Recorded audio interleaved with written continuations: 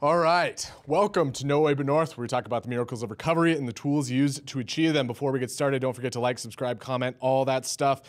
Share this with one friend who you think might get value out of this episode. And also, don't forget about our question and answer episodes now. Leave us a question at 208-810-2699. Leave your phone number if you want a chance of us calling you back and getting some more info. We won't post that, don't worry. Other than that, John, it feels good to have you back to my left again. Not so big anymore, Big John Meldrum. How you doing? Fantastic. I like it. All right, well, we're just going to jump right into it today. Our guest today is Kelsey S. Kelsey's a Northpoint alum who graduated back in July 2019.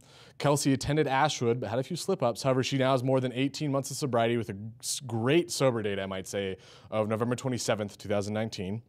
Kelsey works 12 steps, is active in the recovery and Northpoint recovery communities. She works in HR for major health system, is honestly a huge pain in my ass for a lot of different reasons. How are you doing?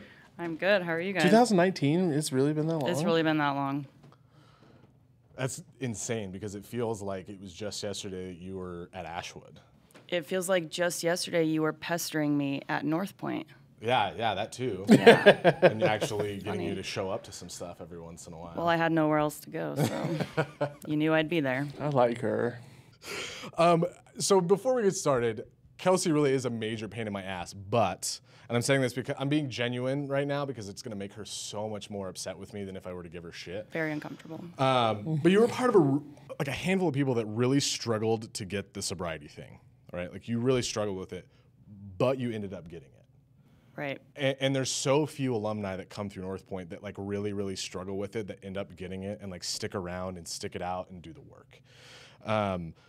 You've grown so much. It's insane to watch how much you've grown, right? Because you were a person in this meeting that would just come in and you still have like that attitude of everything's shitty, but like you would take and Jesus take. Christ, Cooper. It's her It's humor. true. It It's is her humor. true.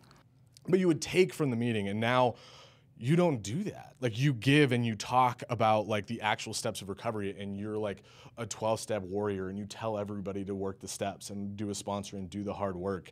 And that's rare for somebody to come in and have that amount of growth in the amount of time that you've been there. And the fact that you're here with cameras in your face talking to us like is a huge testament to that. So as much as a pain in the ass as you are, I'm like extremely humbled and grateful that you're a part of the alumni program, that you're a part of my life. Yeah, there's going to be like a big check at the end of this, right? Yep, totally. Okay, cool. Way to ruin it. Cool. Good job. Mm-hmm. It's an emotional check. Emotional check. There you go. Anything you got to say, John, before we jump into it? I know you didn't work with Kelsey, but I know you were working at Northpoint when Kelsey was there. I was working there. The hard thing is now within my role, I don't get to do like much one-on-one stuff with a lot of patients. But yeah, I remember Kelsey coming through, and like I said, shit, I can't believe it's 2019. It's crazy. 2019 is a long time ago. It feels like it was last year. So, okay, cool. Well, we're just going to jump into it. You guys know what this is. This is Person in Recovery's story. When I talked to Kelsey before the episode, we were kind of getting set up. She wanted to focus on like therapy, doing the work in therapy. And so we are going to focus on that kind of throughout, but we're going to start with where we normally start, like what was growing up like, what was the family like, what were friends like, where did you grow up, all that kind of stuff. Go for it. Take it away. Okay. Let's see here. So when I was growing up, I'm the oldest of three brothers, and it shows, right? That's how I'm able to handle this shit so much. Oh, yeah. Him. Okay. Yeah, just him. But I always had that expectation of the firstborn where my shit needed to be together at all times. I grew up with a very copacetic divorced family who got along and co-parented very well. But it didn't cease the helicopter parenting. It just increased it times 4. So instead of a helicopter mom, I got 4 helicopter parents. Some a little more than others. My mom specifically, we developed a pretty codependent relationship, not in a healthy way at all, where she kind of wanted me to live the life that she didn't. She grew up really tough in an alcoholic family. And I know to this day, I know now that she worked really hard to make sure I didn't ever have to experience that. But the caveat of putting someone in a box and pretending like there's no danger out in life is that when danger and life's me, I don't know what the fuck to do. Yep. Right. Because my mom didn't teach me, my family didn't teach me what to look out for, basically.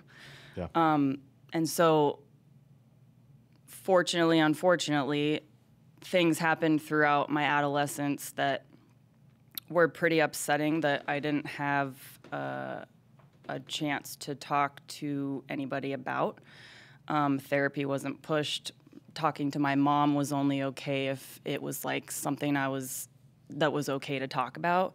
We didn't have a lot of conversations about, a lot of times I would hear my friends' parents be like, just don't do these things, but if you do them, call me and I'll be there to get you. I'll have no questions asked, whatever. Yeah. But for me, when I would do these naughty things in high school, like drink a couple beers, at the time it was just a couple beers. Yeah. That's where it starts.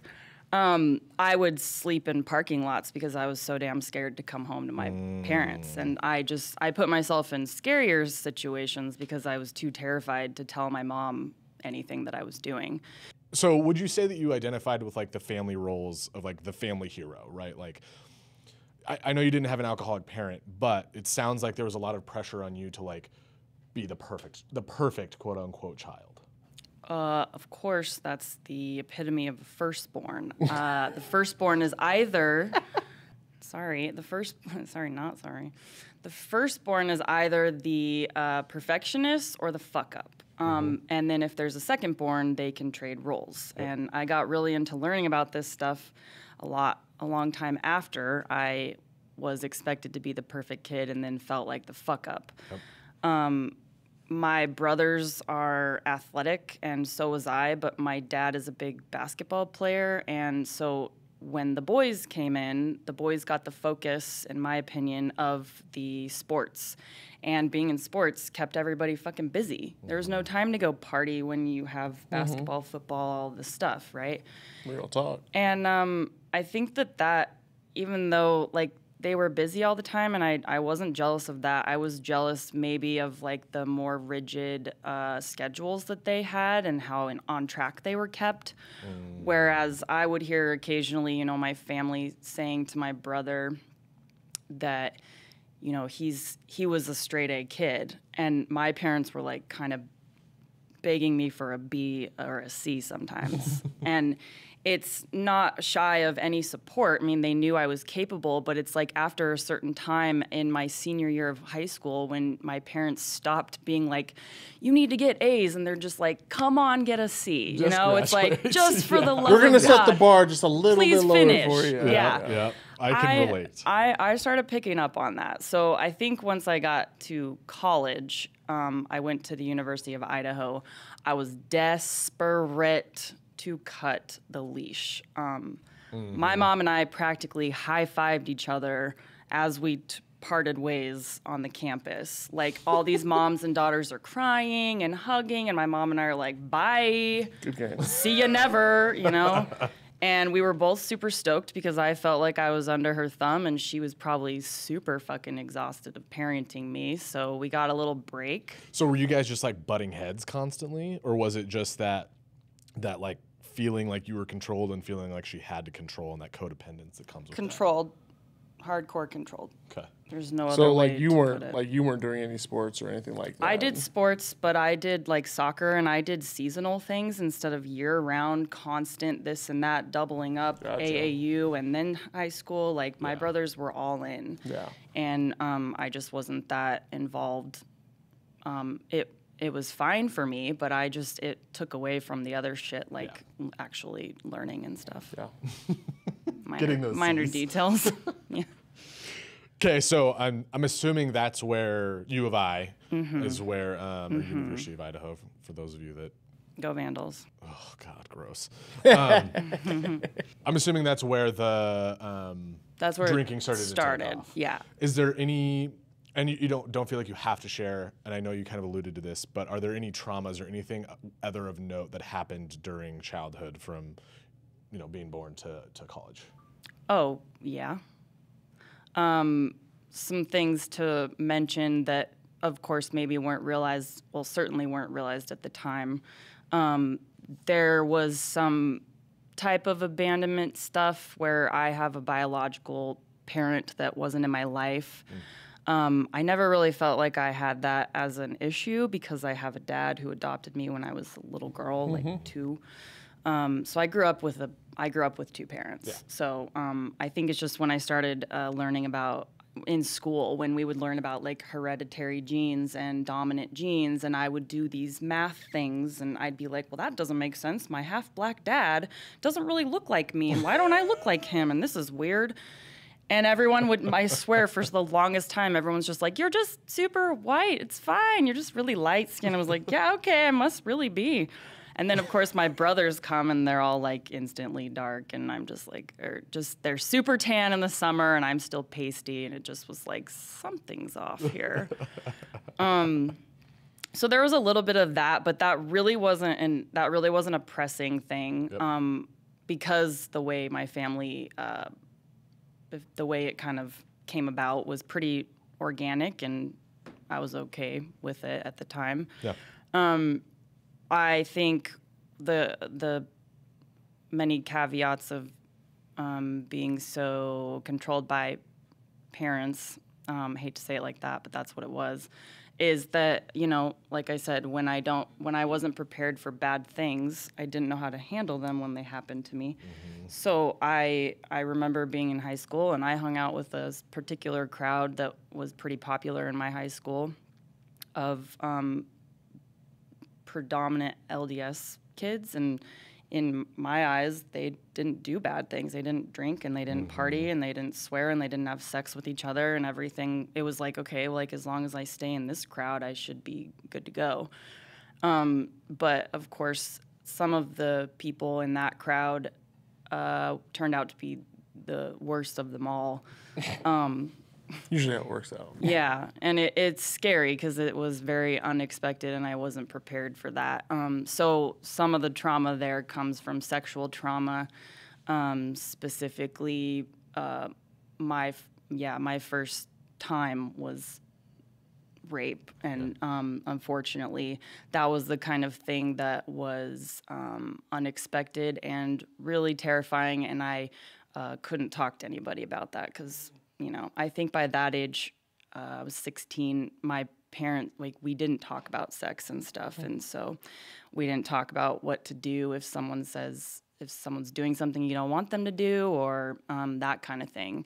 And also I think with my personality, as I started to grow into this, like who I am, people probably thought no one needed to tell me to stand up for myself because, I'm loud and proud and in charge and blah, blah, blah. And that's just the thing, is that I can be the loudest one in the room but still suffer just as much as the person in the back. Usually how it works, right? Yeah. Oh, and I think we could even talk about how, the culture tells women to just defer, right? There's like, you don't talk about these things. It's your fault if it happens. I'm sure that played a role, whether you're aware of it at the time or not. I don't want to put words in your mouth. Yeah, it's not so much that it was that message. It was just that no one talked about it. So if I'm around this group of kids that no one is talking about that they're doing anything with each other, why would I go to them and say, guess what happened to me, and guess what? I'm tainted now because of this. It was like, because in my eyes, everybody was virgins and non-drinkers and non-swearers and non-smokers, and everyone was good, and therefore, like, I wasn't going to be the first to be like, here I am. I was part of the Mormon crew. We were the worst out of the worst. Yeah. And no one knows that unless you know it, or keep it very low key. You like learn you got this image, this celestial, like beautiful, shining light image. Robe that you got to put on. Yeah, for sure. Yeah.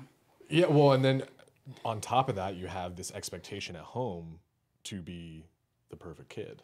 Oh, yeah. So that just adds on to that. Yeah, shortly after that experience happened, I was given a promise ring for my 16th birthday of like a purity ring by my family.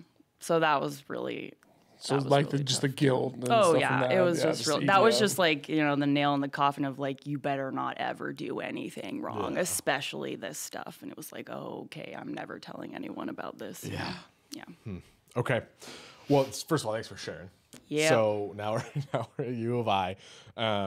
So I know that you said you had some drinks in high school, but like that first drink story, right? Oh, Every dude. alcoholic has one. Yeah. I mean, there's no first drink. My name's Kelsey, and I can black out if I drink 4 beers fast enough. Like, it is horrifying. I think drinking in high school, I think I had maybe some beers and I was wasted, and that was like enough for me to be like, well, that doesn't sound very fun. Yeah. But once I got to U of I, the floodgates were open, man. I had freedom. I had money to spend, not very much, but it was mine. No one was watching me. No one was checking in on me. I was in a sorority. I know that's really fucking hard to believe, but I don't know. That's Ooh, what right. sorority? come on. I was a Tri-Delta. Oh, yeah. I could go a lot of places with that, but I won't. The only reason I was in a sorority because deciding to go to U of I was like a last minute choice. I had no living situation, and my mom and I just like at the last minute were like, hey, let's go to this seminar about Greek life. And I was like, fuck it, okay, sounds fun. And then I heard it'd be living with a bunch of girls, and I was like, fuck that, I'm never doing that ever on purpose. And but I found the one house that I totally fit into, which was these party animal girls. We were called the frat boys with tits because we could chain smoke in our sweats with the rest of them while the bow wearing bitches tiptoed to class in their heels. You know, I'm over here in my fucking joggers and like an old ponytail who hasn't had a shower in a couple days. I'm just saying that was the reality. I feel like that's Tri-Delta on most campuses. That's what it was, and that's how it started. And so when I had this freedom, when I started college, Greek life was poppin'. There was no restrictions on shit. There wasn't. Now, when was this? 2008. Okay, yeah. It was my freshman semester. Yeah, before all the shit, right before. Okay.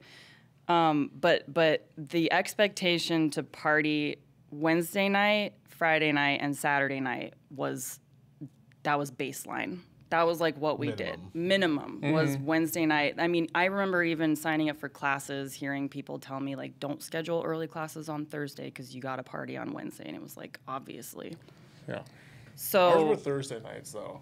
It became like whatever ended in the DAY. Whatever. You know what I mean? So you had a Greek life too. You weren't really a part of it, but well, I was pledging and then I got hurt. oh, okay. So I couldn't finish my pledge. Emotionally or physically hurt? Physically hurt. Okay. Well, You know, we there's some gotta ask. emotional scars We that both are- know it's both. Yeah. No, I got hurt and I was pledging to a black frat in Syracuse. And black fraternities are a little different than the white fraternities. Yeah. I imagine. Just a little bit small.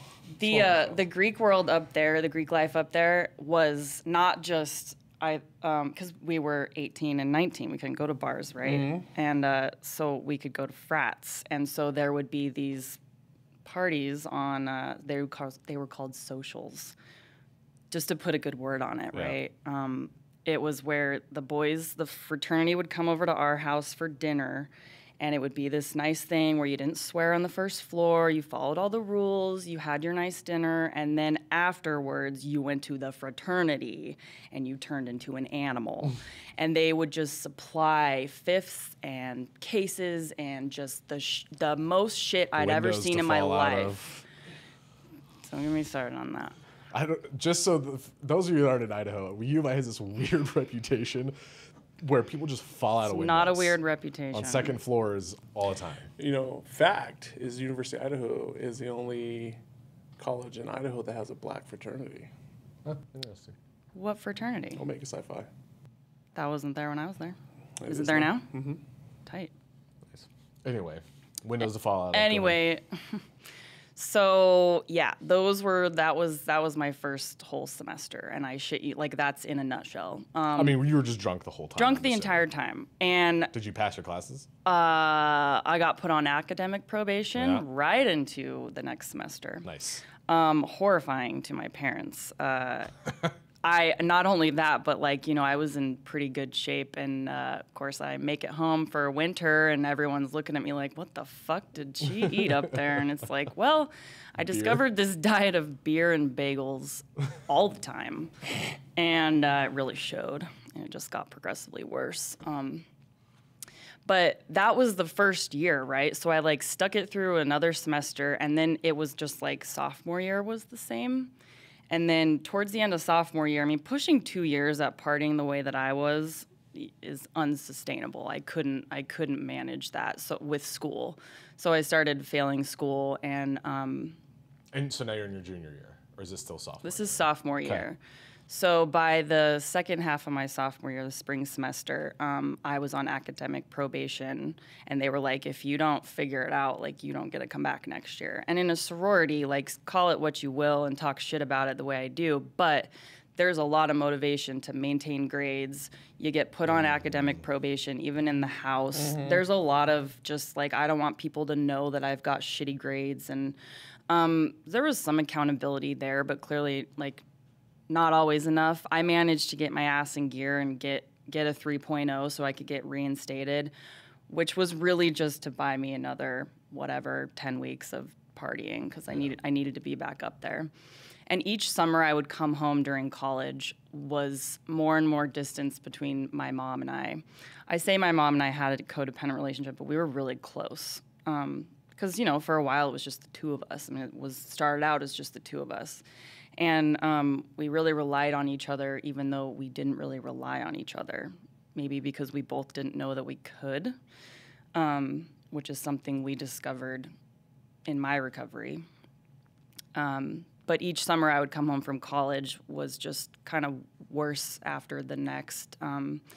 I started coming home from school, and one summer I would work in McCall, or one summer I would live with my grandparents, purely so my mom and I just didn't butt heads, because when I came back home, it was back to her house, her rules, and her rules were psycho rules, in my opinion. You know, It was like curfew at 10, and she can't go to sleep unless I'm home, and she can't stay up that late, so it's got to be 10 o'clock, and it was just like, fuck this, I'm 20 years old, I'm not doing this bullshit. Yeah. So I was just constantly fighting that shit. And then I did my junior year, and I got kicked out of school my spring semester, my junior year. So I was done with that. I was done at that point, and I was like washing my hands of it. I thought that was it. Went back to Boise and couch surfed with my boyfriend at the time and my parents here and there. I'd stay at his house when I wanted to stay out late, and then I'd show up at home so I could eat and shower and do whatever, and then I'd like roll back out. And I could tell the thumb wasn't on me so much anymore, but I could kind of tell it was almost like I was just going further and further into the hole, and I think everyone could see that. Yeah. So, okay, so you're basically full-blown addiction at this point, right? Full-blown alcoholism.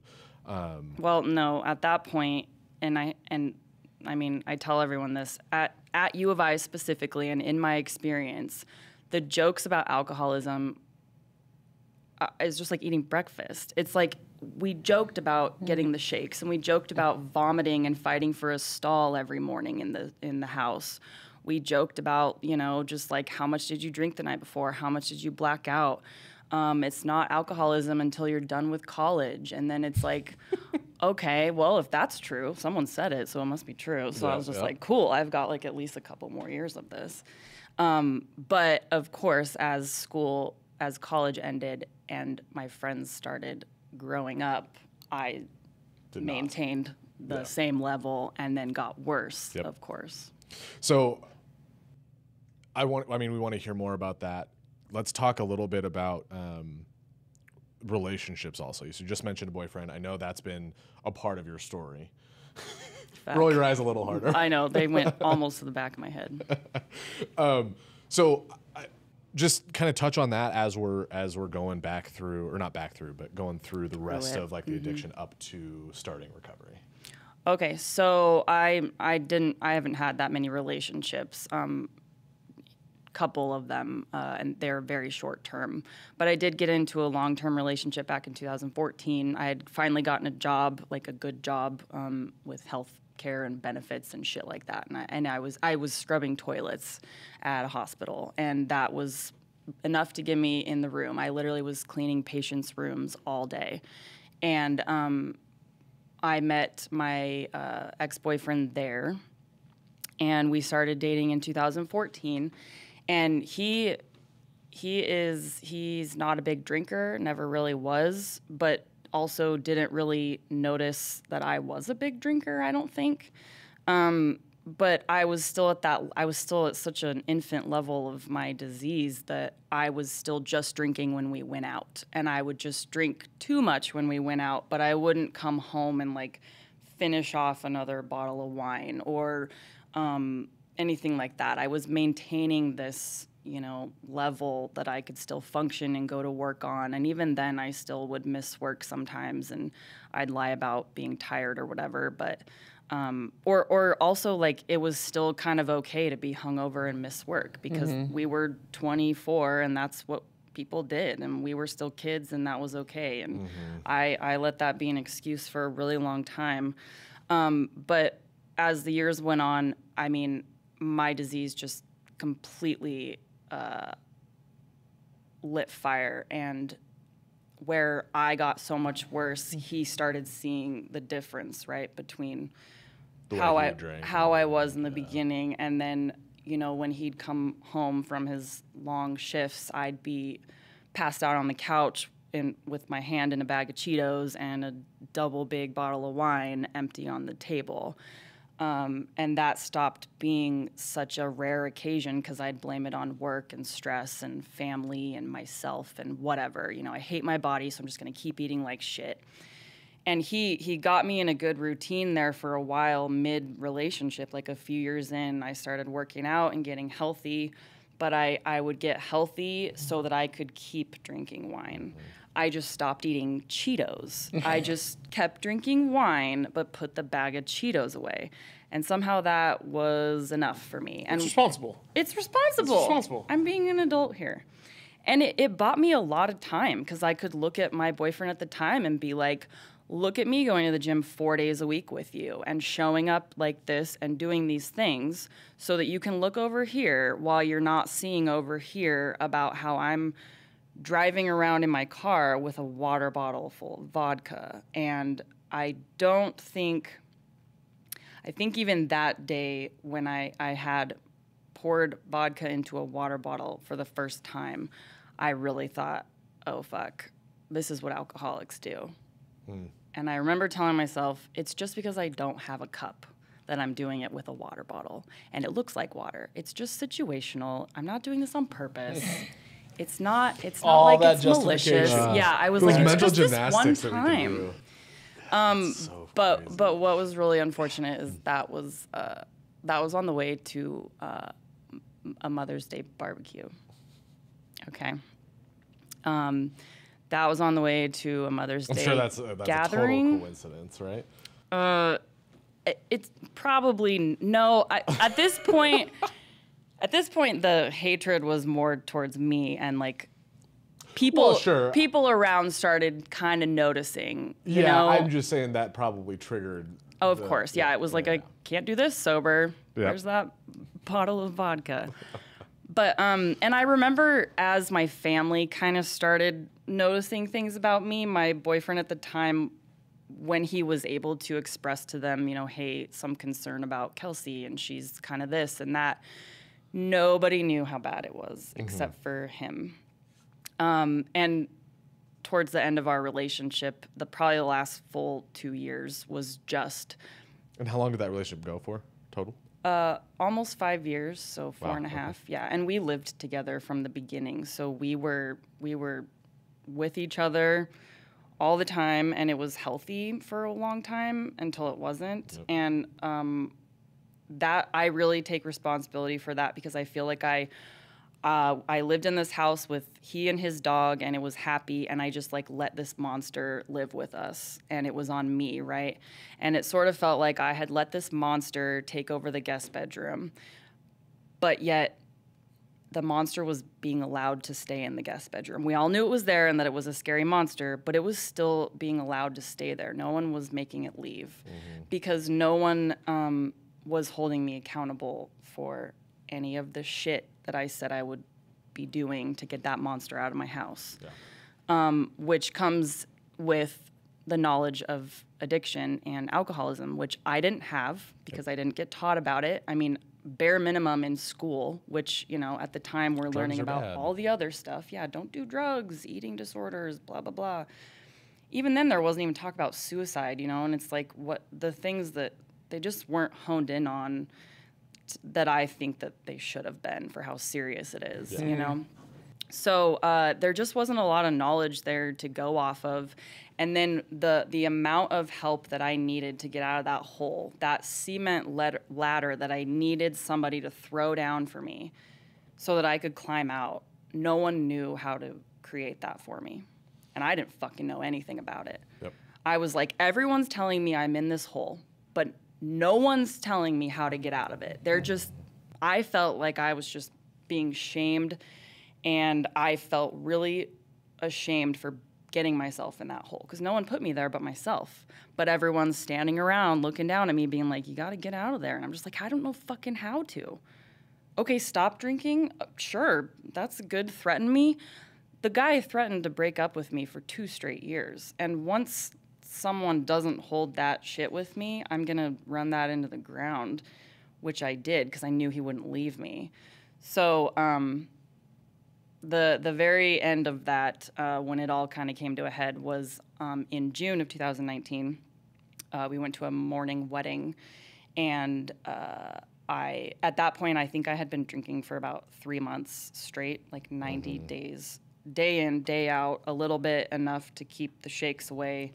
That was my baseline, and it was getting pretty scary. But it was just survival at that point, right? So we had to go to this morning wedding, and I remember he had pretty strict rules about weddings and events at that point, where, like, if we were going, the rule was, and we all knew it, that Kelsey wasn't going to drink. And I was like, sure, I won't drink at the wedding, but I drank before the wedding in my closet on the way out to the wedding, which he didn't know about. All the while, I'm sitting there telling him that he should be proud of me for, you know, being 2 weeks without alcohol. And, like, this is the kind of shit, you know? Like, I would say, why aren't you more proud of me? And really, I'm sitting there buzzed and wasted or whatever. So we went to this wedding, and I ended up having a panic attack there, which I thought was a panic attack, which it was, but it was caused because I was so drunk. And I was so concerned that everyone at that wedding could tell. And really, my baseline was so high that no one could really tell because I was going to say, they would have thought you were walking drunk and if you were talking. sober, Yeah, I was walking and talking and being, air quote, normal. But, yeah, it landed me in the hospital, in the emergency room. The first question he asked me was, did you drink? And I just was like, yeah. And I was hyperventilating and convulsing and blah, blah, blah. And I went to the hospital. He waited long enough until my mom showed up, and he bounced, and then I got admitted so that I could safely detox for about 4 days. And Q, Northpoint, being my next place after that. I literally went from a wedding to the hospital to Northpoint. Okay. I didn't know anything about it, and my mom just said, I didn't realize it was this bad. You need to get some help. And I just was like, fuck yeah, I guess so. Yeah. So do you consider that your bottom? Because I know, like we talked about, you had a relapse. No. So, okay. So let's talk to me about Northpoint. What was it like going through that detox process? What you remember of it in Northpoint, right? Oh, God. The ED is different, and I remember you being lovely. Do you? Yeah. That's because you saw me like 2 weeks in, probably. Yeah, probably. My detox period was like 13 days, I'm pretty sure, because even after 4 days in the hospital, I was still in bad shape. I arrived at Northpoint in a wheelchair because I was too unstable to walk. Yeah, I remember you were a train wreck. I was, yeah, you're like, you weren't that bad. Oh, yeah, that's right. Train I mean, wreck. you weren't that bad. Like, you were pleasant to work with. Probably because I couldn't speak at that point yet, right? And I hated being there because whoever the tech was fucking rolled me into the kitchen while everyone's in there eating, and I'm just like sitting here in this wheelchair like, I'm gonna fucking murder this guy behind me. I don't know who he is and why he's pushing me, but like, I'm gonna kill him after It this. was probably Mike. I was literally about to say it's probably Mike K. I don't even know. Was he big, tall It's a guy? good thing I don't remember. No, I don't think it was Mike. I'd remember. Whoever it is should be glad I don't remember. Because I was pissed. Mike or Tom? Oh my God.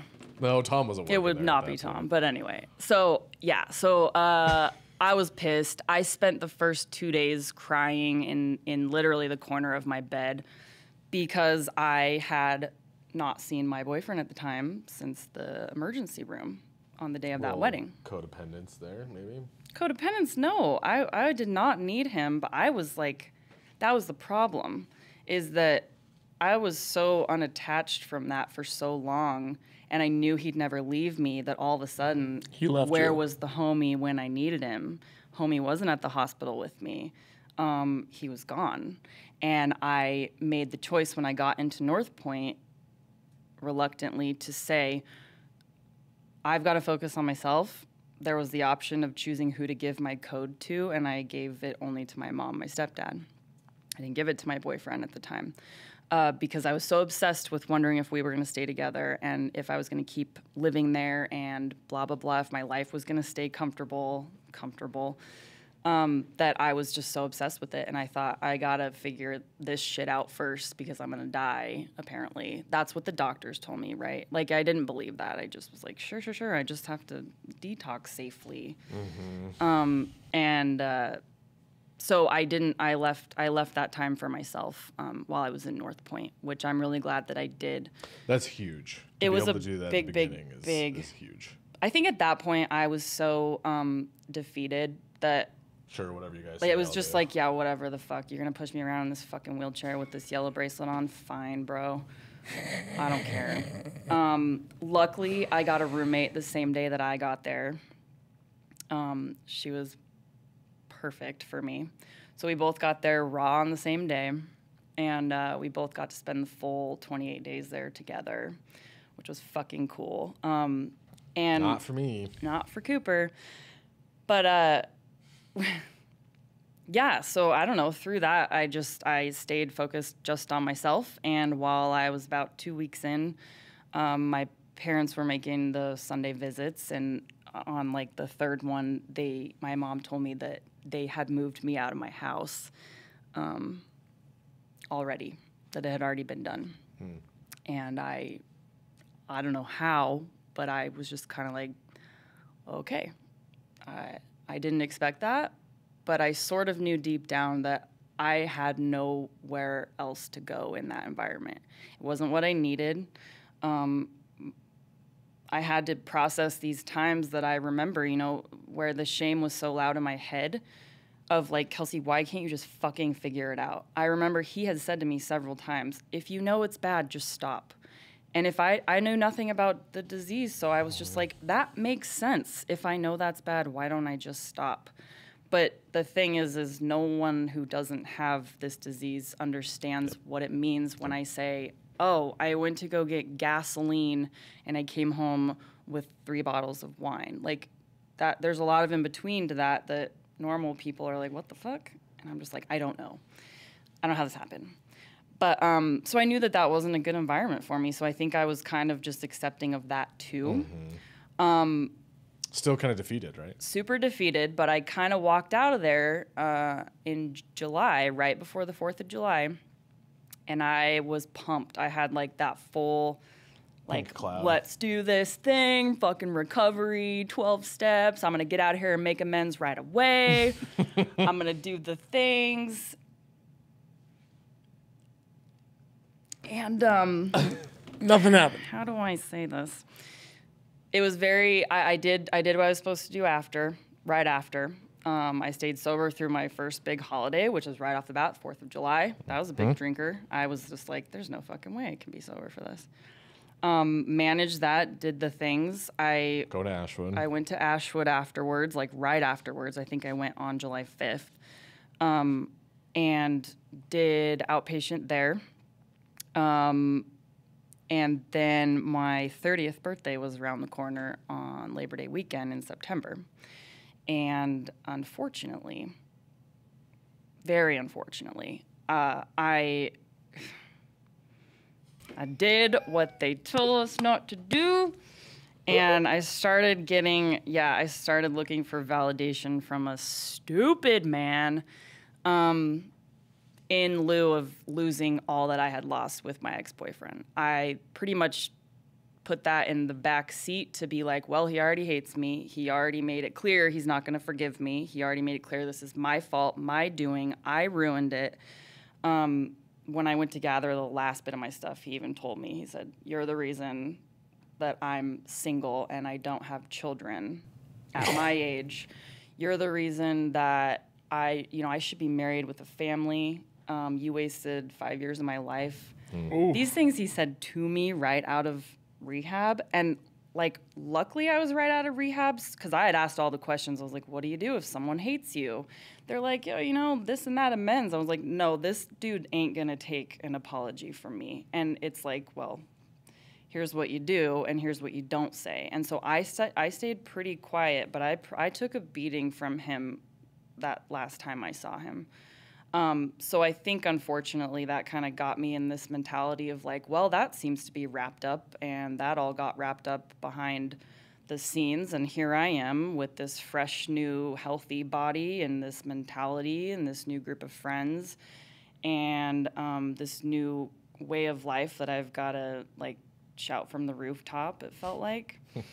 And I just fell victim to a really, really horrifying, like, wolf in sheep's clothing type of person who was really supportive of my sobriety via text and over the phone, which doesn't do a whole lot. But to me, it really seemed like this is so great. I had just come from this relationship that was shaming me. I felt so guilty from being such a piece of shit that now here's this person who's like supporting my sobriety. When in reality, on my 30th birthday, homie poured me a shot and literally like pushed it towards me while I was there with other friends in my recovery program. And he said, no one will judge you here if you drink that. And I just remember being like, why would you pour that for me? I was mad, but I took it. And I was 89 days sober. Fucking 89. And I remember everyone saying 90, like 90, make it to 90. It was like make it to 30, make it to 60. 90 was really hard. And I couldn't make it to 90. And unfortunately, man, that was just like an A-bomb to my life because everything tanked after that. I can say I took one shot and I woke up the next day. I don't remember anything in between there. Yep. And I remember thinking there's no way my tolerance can be that bad or this high or I drank all of that. I should have had like one shot and felt enough, because I hadn't drank in 3 months. But it was just like I was right back to step one. It was like I never left. Yeah. And it felt just as good. And the people there with me in my recovery drank with me. It felt good to know that if I fucked up, then they were fucking up, and then we were all fucking up, but we had each other, and we knew that maybe the next day we'd figure it out and go to a meeting. That didn't happen. Yeah. Not get caught. Not get caught. That didn't happen. Yeah, thought I could still go to Ashwood and keep peeing in a cup over there. No one will notice. I love those meetings where you get the list of all the relapses. Joanne sure noticed. Jolynn, yeah, that's right. Sure. Oh, yeah. Yeah, we had many talks about that. So I want to make sure we get to talking about like the therapy stuff that you want to talk about. So let's just jump to, because I know there was kind of like this up and down of like trying to stay sober, not able to. Let me get you to the end of the bottom. The bottom. Yep. Okay, so that was my birthday was in September. The 3 months had gone by, right? So I I relapsed for September, October, and November, all the way through. And so much worse than before, where I wasn't just late for work, I was no-showing for work. I was unable to be found by people. My phone would die, and I would be passed out somewhere. And my tolerance had gotten way back up to being scary high again.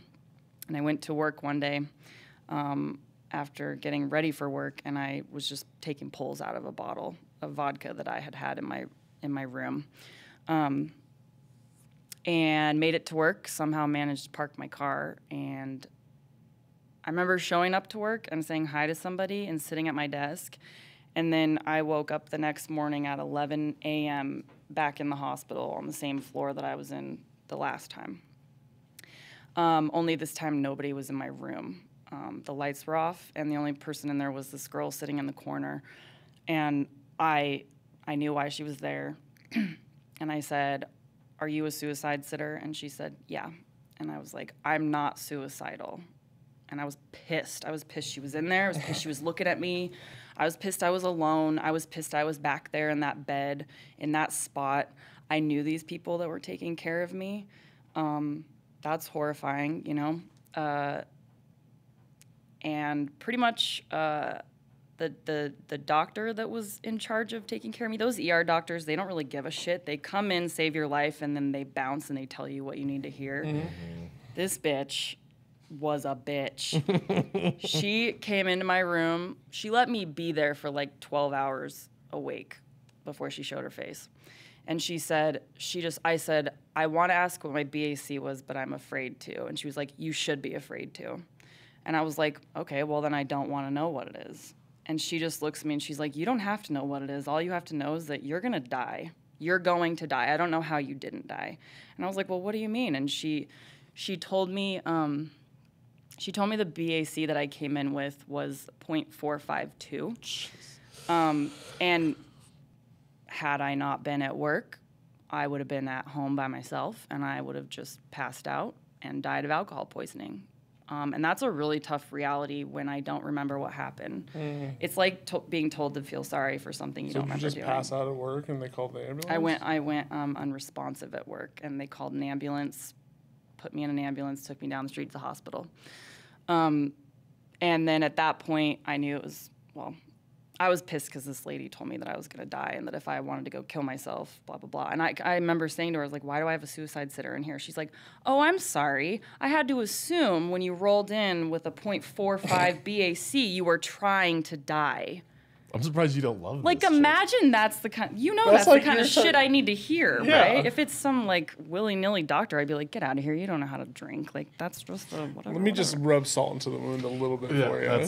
Yes. Exactly who you needed at that moment. So that one hit. That was a lot more raw that time. And I remember texting my mom, and she was like, "You need to go back to Northpoint." And for whatever reason, I was really defiant against that. I know why. It was because I thought I would lose my job. I didn't know how supportive my job was of what I was going through, because I hadn't asked them. No one had talked to me about it. I find out after time, that everyone at work had suspected, known, thought, wanted to ask, wanted to report it. Nobody did. No one said anything. I thought I was being sneaky. I fucking wasn't. And you aren't either if you're watching this. It doesn't work. You can't hide that shit. Yep. And I was defiant against going back to Northpoint because I thought I'd lose my job. And I remember my mom telling me that John found me a bed. He got you a bed in Northpoint. You got another, it's there tomorrow. You got to go. And I just was like, yeah, okay. I just got to get out of the hospital. And I decided not to go. I think that was really a ballsy decision. Because I bet you had I been 0.5 BAC lower, I would have fucked up again. I would have relapsed again, because that really scared me at that time, and I decided to go do the things that people were telling me. I got on Antabuse, which is what this doctor told me to do. I just said, "Well, what can I do to stop drinking?" She's like, "Start taking whatever you can." I got on Antabuse, which can, it will make you really sick if you drink. Call that aversion therapy. Yeah. Hey, I needed it for real. And in order to stay employed at my job, I went and got hired, or I went through another outpatient program and did 6 months of that. So start talking to us about the therapy, right? Why were you resistant to it? What made you suck it up and do it? Obviously the pain, right? The fear of dying. What have you gotten out of it? Why do you continue to go? Therapy, the fear of dying didn't get me in therapy. I've been in therapy since I was in 2nd grade. I've always been one of those kids that goes to a counselor because I knew that I didn't want to talk to my family, and I knew that I could talk to somebody that I felt was a safe person. I think I just established that at a really young age, which has kind of actually benefited me because there was a lot of people that weren't safe people to talk to, and as long as I knew that there could be a safe person, I didn't tell unsafe people my shit. And I got to be the one that determined who was safe to talk to. So while I was in Northpoint, in June of 2019, I met a counselor there who helped me, and she started EMDR, which I didn't know, and I thought was voodoo magic, and I didn't believe in it. And I was really resistant, but damn, that bitch, she got a hold of me real quick, and I... Real quick, so EMDR is a trauma therapy that involves bilateral stimulation. So you hold these like vibrating things, and you look at the light that goes back and forth. So, yes. That's the layman term. Yes, I'm very, very, very eye movement desensitization and reprogramming, or you reprocessing. It's very beneficial for people with trauma of any kind, honestly. And once I established the significance of what that kind of brought while I was inpatient, it reminded me that I needed to keep up with it outpatient. So even during my relapse of 3 months, I was still seeing that counselor out on my own. When I was out of Northpoint and out of Ashwood, I followed her to her own private practice, and I paid out of pocket for a year. And I was just like, I don't know what else to do. I can't talk to my mom about this. I can't talk to men about this because they don't know shit about anything. It's fair. Yeah. So anyway, I maintained talking to her, and through time of talking to her after a year and a half, we established that this core trauma came from this sexual abuse that I had experienced in adolescence and in college. It was just seemed a little more swept under the rug in college because then drinking was involved, and I got to blame things on being passed out because I drank, and so I shouldn't have been there, and that took a lot over. So then I was able to push that out emotionally a lot more. But I had to face what happened to me the first time in depth to really find out what I was lacking in that realm. So EMDR helped me with that. It was a very healthy way to dig into shit that I didn't want to talk about. I fought a lot of opening up. I still do to this day. It's like it literally goes against my nature to be vulnerable. I know, I hate it. But I would not be sober today if I was still maintaining the same bullshit facade of just like everything's okay. Nothing hurts me, and I'll hurt you before you hurt me. Once I was able to start talking about that real shit, I started being able to talk to my mom. And my last birthday, so my 31st birthday last September, my mom, I made this passing comment about, like, you should come to therapy with me tomorrow. And she was like, haha, wouldn't that be funny? Except she actually came with me. And I was like, no, I'm serious. And we went and had a 2-hour session where my mom and I realized for the first time that we had a lot more in common than we ever really knew.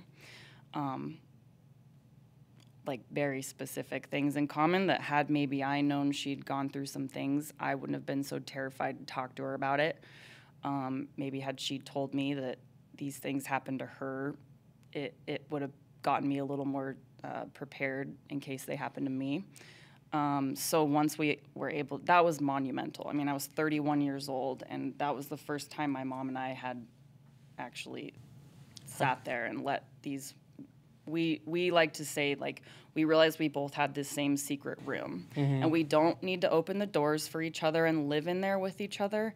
It's just that we know it's there, and we can crack the door sometimes if we need to. To this day, even if something's going on with me in that realm of stuff, my mom and I, we're not big talkers with each other. We don't need to sit there and have a therapy sesh with the two of us, but we'll kind of like side eye, like, you good? You good? You need to talk? Because you can talk. And it's like that right there is 31 years in the making of just something I didn't think was possible. Yeah.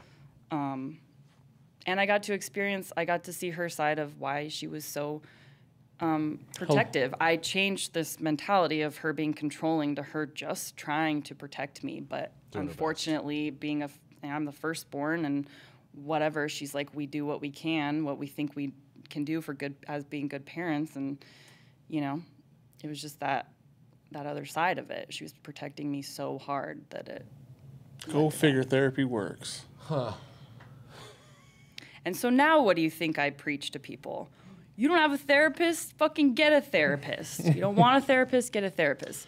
Well, that's my question. So what advice do you have for seeking a therapist, and the role that you as a client have? First of all, make a fucking appointment. I talk to so many people who get an appointment and then they have an appointment and they don't like the person. Fucking find another one. Or keep going back. Go back 3 more times, and if you still don't like them after a month, then change. Because why would I wouldn't have ever walked into a room with someone I didn't know and been like, yep, this seems like someone I can tell my deepest, darkest shit to. Abso-fucking-lutely not. That spot is earned by somebody, and I'm the only one that deems that person safe. That person's not going to convince me they're safe. I'm going to decide that they're safe, right? Doesn't matter what degree it does not matter.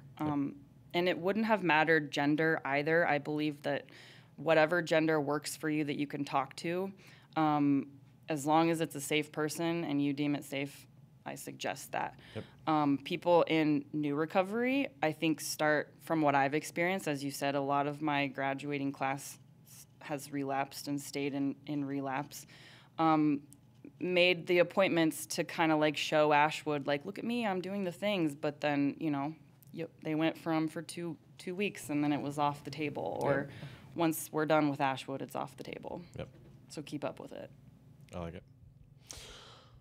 What else do you want to leave us with?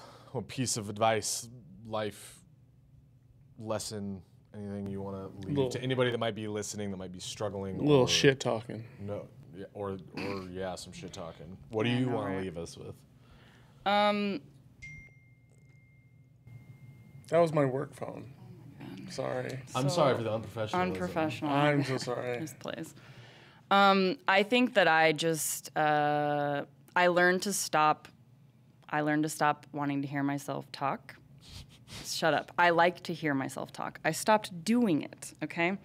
I started listening. So this should be perfect. This should be perfect for you. Yes. See? Should have asked you first. You should have asked me first. Should have asked her first. Cooper. After so much time in the rooms and still going to meetings, I go to a 7 a.m. every single day. I have a home group, which I was told to get, which I didn't think was that important. It is important because I say things in that home group I wouldn't dare say in another group that I go to, even if I feel like that's still a safe place.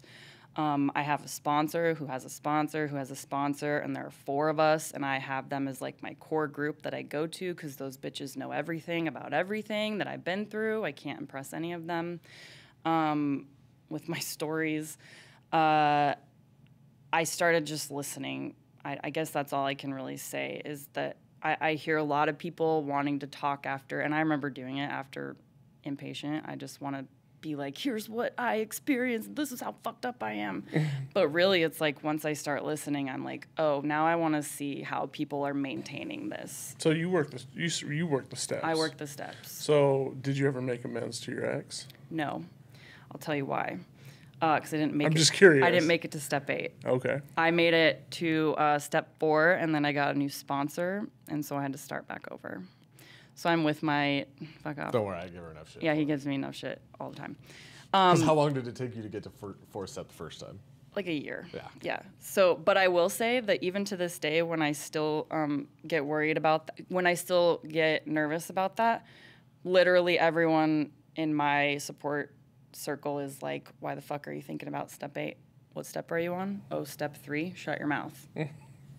It's true. And that's the only thing that stows my attitude, because I'm like, you guys, that's cute and stuff, but like, this person was in my life. I want to make sure that they know how bad I feel and how genuinely sorry I am for doing this, that, and the other. And it's like, I'm not there yet. Yeah, it really sucks. A little bit of selfishness. I don't like it, yeah.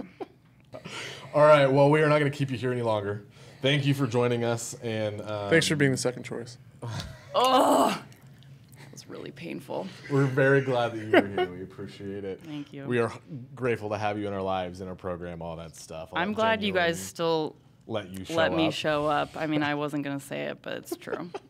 I look forward to coming to this stuff and staying involved. I mean, there's a reason that there's still alumni in this program, because it's a good place to be.